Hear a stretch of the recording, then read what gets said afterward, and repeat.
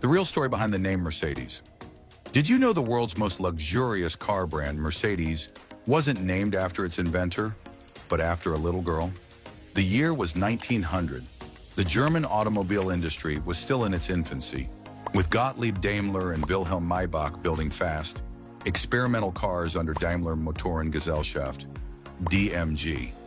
Meanwhile, Emil Jelinek, a wealthy Austrian businessman with an obsession for racing and a flair for marketing, was one of their biggest clients. But Jelinek wasn't just buying cars, he was reshaping the industry. Jelinek believed the early Daimler cars weren't fast or stylish enough for the elite clients he wanted to impress. So he struck a bold deal with DMG. He would order 36 specially designed cars, fund their racing campaigns, and promote the brand across Europe on one condition. The cars had to carry the name of his daughter, Mercedes Adrienne Ramona Jelinek, who was just 11 years old at the time. But why his daughter's name? Because in an era dominated by aristocracy and status, the exotic Spanish name Mercedes carried elegance, charm, and mystique.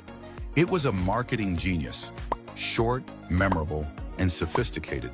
Jelinek himself began racing under the pseudonym Monsieur Mercedes, cementing the name on the racing circuits, and the gamble worked. In 1901, the new Mercedes 35 horsepower roared onto the racing scene. It wasn't just another car. It looked nothing like the boxy, unstable, horseless carriages of its time. With a lower body, a longer wheelbase, and a lightweight design, it became the blueprint for the modern automobile. The Mercedes dominated the races, and suddenly the name of an Austrian schoolgirl became the hottest brand in Europe's elite circles.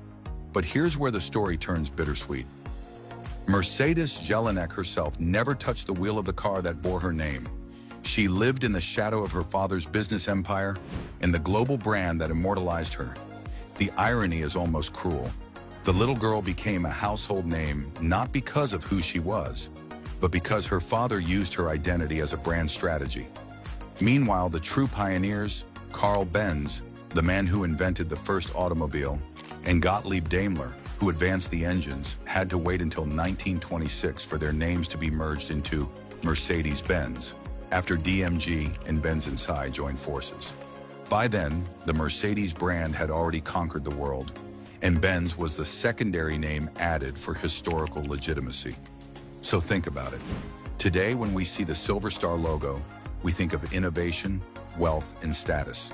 But behind that glamorous brand lies a little girl whose name was borrowed, a father who played the marketing game of his life, and inventors who got overshadowed by a word that wasn't even theirs. So here's a quick question. If you had the chance, would you want your child's name to be remembered forever like Mercedes?